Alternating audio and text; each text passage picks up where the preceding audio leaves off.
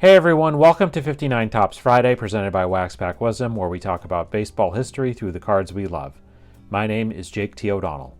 We built the iconic 1959 Topps baseball set, and in this series, we're going through every card to talk about the players, teams, and people who made up Major League Baseball in 1959. Today, we'll cover cards 424 through 430 in the set. Card number 424 belongs to Ken Aspromonte of the Washington Senators. This was his third MLB season. Aspromonte spent most of his 7 Major League seasons as a backup second baseman with occasional appearances at other infield spots for the Red Sox, Senators, Indians, Angels, Braves, and Cubs. Aspromonte had the distinction of being selected by the new Washington Senators in the 1960 expansion draft, but was then immediately traded to the Angels, who were also a new expansion team for 1961. In total, the Brooklyn-born Aspromonte played in 475 big league games and batted .249. Ken's brother Bob had a 13-year MLB career as a third baseman for several teams, most notably the Astros. Ken Aspromonte played 3 years of professional baseball in Japan after his MLB career ended. He then went into minor league managing and was named Indians manager for the 1972 season. He didn't win more than 77 games in his 3 years there and was fired after 1974. Along with Bob, Ken then operated a Coors beer distributorship for over 25 years in Houston. As of this recording, Ken Aspromonte is 93 years old, and he'll turn 94 in September of 2025. Card number 425 belongs to Del Crandall of the Milwaukee Braves. 1959 was his 9th MLB season. The California-born Crandall was signed by the Braves as a teenager, and he took over as their starting catcher in 1949 at the age of 19, when the club was playing in Boston. Crandall missed time with a broken finger in 1950 and then spent the next 2 years in the Army.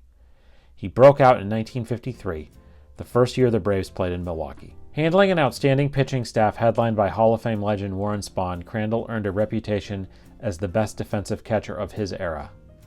Additionally, Crandall averaged 19 homers a season from 1953 through 1960, reaching a high career watermark of 26 in 1955.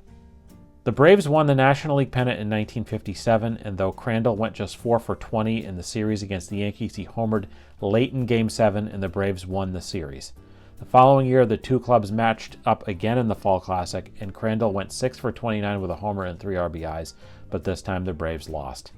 He rounded out his time with the Braves in 1963 and spent the final 3 seasons of his career with the Giants, Pirates, and Indians, respectively. Crandall became a manager in the minor leagues in 1969, and in 1972, he returned to Milwaukee to manage the Brewers. He was there for parts of 4 seasons and was fired in 1975 with 1 game to go in the season. His minor league managing and MLB coaching career continued until the Mariners hired him to be their manager in 1983, but he did not make it through the 1984 season. He worked in broadcasting and managed in the minors again until retiring from baseball in 1997. Crandall was the last surviving member of the Boston Braves when he died in 2021 at the age of 91. Card number 426 belongs to Jerry Staley of the Chicago White Sox. 1959 was his 13th MLB season. Staley was born in Brush Prairie, Washington, and played baseball in independent minor leagues after high school. He was picked up by the Cardinals after spending time in the Army Medical Corps in the South Pacific during World War II. He made his debut pitching for the Redbirds in 1947 at the age of 26. Throughout the early part of his career, Staley both started and worked out of the bullpen when needed. He made back-to-back National League All-Star teams in 1952 and 1953 and averaged 18 wins a season from 1951 through 1953. Staley spent 1955 and 1956 with the Reds, Yankees, and finally the White Sox. Going into 1957, Staley began to work exclusively out of the bullpen. He was outstanding in this role for 4 consecutive years for Al Lopez and the White Sox, sporting a 2.43 ERA in 422 innings pitched during those years. In 1959, Staley led the AL in games pitched, games finished, and saves before the latter was an in vogue statistic, helping the White Sox win the pennant for the first time in decades. He induced a game-ending double play that clinched the pennant over the Indians on September 22nd. Staley pitched in 3 games in the World Series, but the White Sox could not beat the Dodgers. Staley made both AL All-Star teams the following year. At the age of 40, 1961 ended up being his last season, and he split it between the White Sox, Athletics, and Tigers.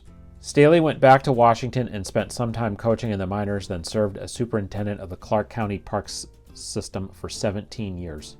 Staley went back to Washington and spent some time coaching in the minors, then served as superintendent of the Clark County Park System for 17 years. He was inducted into the Washington Sports Hall of Fame in 1977. Staley died in 2008 at the age of 87. Card number 427 belongs to Charlie Neal of the Los Angeles Dodgers. 1959 was his fourth MLB season. Hailing from East Texas, Neal came from a baseball family and signed with the Dodgers during the winter before the 1950 season. Neal spent several seasons in the minors while putting up strong offensive numbers and playing solidly in the middle infield. The Red Sox reportedly offered $100,000 for Neal's contract after 1954, which likely would have made him the first black player in their franchise's history. But the Dodgers declined, expecting Neal would be part of the infield future mix once Jackie Robinson and Pee Wee Reese moved on. Neal debuted for the Dodgers in 1956 and became their regular shortstop in 1957. He moved with the Dodgers for 1958 to Los Angeles and took a step back offensively. But 1959 would prove to be a banner year for both Neal and the Dodgers. Making his first All-Star team, Neal led the NL with 11 triples and 21 sacrifice hits while also batting .287 with 19 home runs, 17 steals, and the Gold Glove for his peerless play at shortstop. The Dodgers headed back to the World Series but got pounded by the White Sox in the first game 11-0. The White Sox led Game 2 by a score of 2-0 in the fifth when Neal smashed a solo homer to cut the deficit. 2 innings later, with the score tied, Neal put the Dodgers ahead for good with his second homer of the day. The tide had turned in the series and the Dodgers won in 6 games. Neal went 10 for 27 with 6 RBI in the series. Neal made both NL All-Star teams in 1960, but his star began to fade that year. He played one more year in LA in 1961, then was traded to the expansion Mets for 1962, where he recorded the first RBI in franchise history. He split 1963 between the Mets and Reds in what became his final MLB season. Back in Texas, Neal managed a sporting goods store and owned a security business. He died in 1996 at the age of 65. Card number 428 is the next multiplayer card in the 1959 top set, Buck Hill Aces, featuring Pirates hurlers Ron Klein, Bob Friend, Vern Law, and Roy Face. Here's what Topps had to say about the quartet on the back of the card. One of the biggest surprises of the 1958 season, and one of the most pleasant for Pirate fans, was the fine hurling the Pittsburgh club received. The top 3 starters, Bob Friend, Vern Law, and Ron Klein, accounted for 49 of the team's 84 victories. And Roy Face did a great job in saving over a score of games for the Buccaneer starters.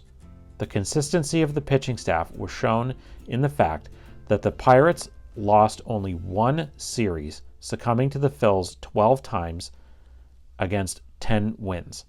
They broke even with the Braves thanks to Bob Friend's 4 victories over the NL champions. The Dodgers were the chief diet of the Pirates, walking the plank 14 times against 8 wins over the Bucks. Vern Law beat the LA Crew 3 times without a defeat. Ron Klein had a 4-2 mark over them, and Bob Friend throttled the Bums 4 times. Card number 429 belongs to Bobby Thomson of the Chicago Cubs. 1959 was his 14th season in Major League Baseball. Thomson's career on the whole in MLB was solid, if unspectacular. In his 15-year MLB career, Thomson appeared for the Giants, Braves, Cubs, Red Sox, and Orioles, hitting 264 homers, batting .270, while playing mostly center and left field. But Thomson's name will be remembered through the annals of history for a single triumphant moment. Thomson hit possibly the most famous home run of all time, one known to generations as the shot heard round the world.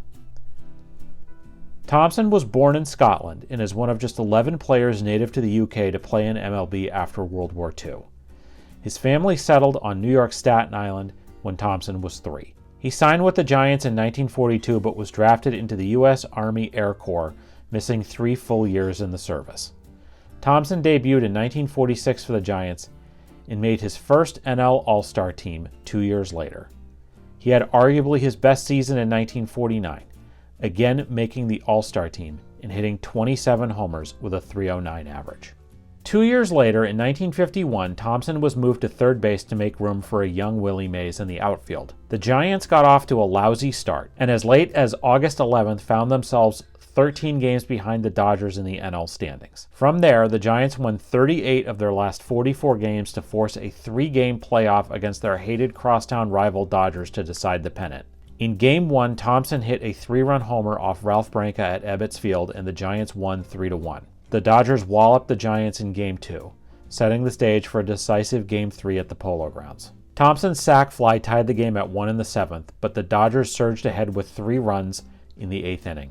In the bottom of the 9th, the Giants rallied to score a run, and the Dodgers turned to Ralph Branca to face Thomson with 2 men on.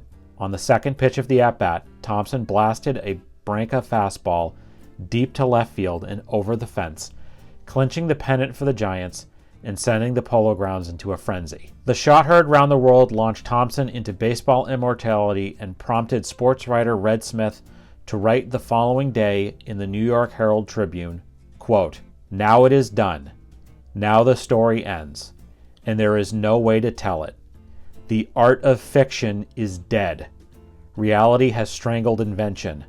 Only the utterly impossible, the inexpressibly fantastic, can ever be plausible again." In the decades that followed, controversy has surrounded that fateful swing. In 2001, a Wall Street Journal article outlined a complex sign-stealing scheme the Giants used at the Polo Grounds that season to relay pitch signs to hitters at bat.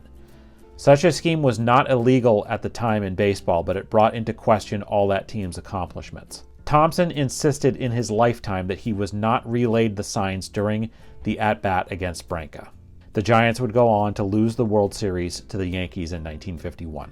Thomson made his 3rd and final All-Star game for the Giants in 1952. He was traded to the Braves in 1954, where he played alongside a young Hank Aaron. The Giants reacquired Thomson in 1957, and he'd spend his final 3 MLB seasons with the Cubs, Orioles, and Red Sox before retiring after 1960. He took a job as a sales executive and grew a decades-long friendship with Branca, the two appearing together at many events through the years. Thomson died in 2020 at the age of 86.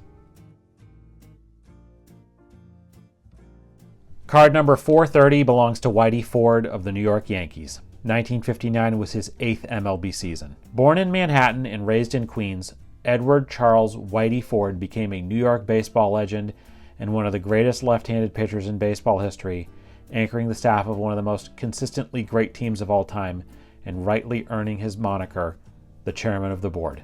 Ted Williams once said Ford was the toughest pitcher he ever faced. Ford started pitching late in his high school career, and despite his 5'10" frame, he dominated hitters right away. He signed with his favorite team, the Yankees, after his senior year. After several years in the minors, Ford debuted with the Bombers midway through the 1950 season, earning a second-place finish in AL Rookie of the Year balloting, thanks to a 9-1 record and a 2.81 ERA in 20 games. He then pitched in the first of 11 total World Series for the Yankees that year, not allowing an earned run in 8 2/3 innings against the Phillies to win the decisive Game 4. It would be the first of Ford's 6 World Series championships. Ford was drafted into the Army and missed the entirety of the 1951 and 1952 seasons. Upon his return, he began a run through 1965, in which he was one of the best pitchers in all of baseball. He was selected to 10 All-Star teams, led the AL in wins 3 times, and took home the ERA title twice. In 1955, he pitched 2 consecutive one-hitters during the season, a feat that had only been accomplished 5 times. He won the 1961 Cy Young Award at a time when it was awarded to the best pitcher in both leagues, when he won 25 games and had a 3.21 ERA. Ford augmented his campaign that year by winning the World Series MVP, not allowing a run in 14 innings over 2 starts against the Reds. The World Series was where Ford made his biggest mark. In 22 Fall Classic starts, he won 10 games with a 2.71 ERA, throwing 7 complete games. Starting in 1964, Ford took on the duties of pitching coach while remaining in the rotation. A number of health maladies, including shoulder, elbow, and circulatory issues, started to wear Ford down in the mid-1960s, although his results were still stellar. He mostly worked out of the bullpen in 1966 with a 2.47 ERA and 73 innings. In what would turn out to be his final season in 1967, he made 7 starts and allowed just 8 runs in 44 innings, but chose to retire in May instead of continuing to pitch through pain. Ford served as the first base coach for the Yankees in 1968 and spent time as pitching coach again in the mid-70s, later working as a spring training instructor for the Yankees for many years. Ford was inducted into the Baseball Hall of Fame on his second ballot in 1974. The Yankees dedicated a plaque for him in Monument Park in Yankee Stadium in 1987. His longtime teammate and close friend Mickey Mantle once said, quote, "Line up all the pitchers in the world in front of me and give me first choice, I'd pick Whitey." Close quote. Ford died in 2020 at the age of 91. That's going to do it for this edition of 59 Tops Friday on Waxback Wisdom. Do you have a story about one of the people, players, or teams we discussed today? Let us know in the comments. We'd love to hear it. If you enjoyed this video, please give it a like and subscribe to our channel so you don't miss any of our Waxback Wisdom content. In the video description, you will find our source material for this episode, links to where you can follow us on all social media channels, as well as a list of our favorite nonprofits and charities. Please consider a donation to one of them if you enjoyed this content. Thank you for watching, and we'll see you next time on Waxback Wisdom. Take care.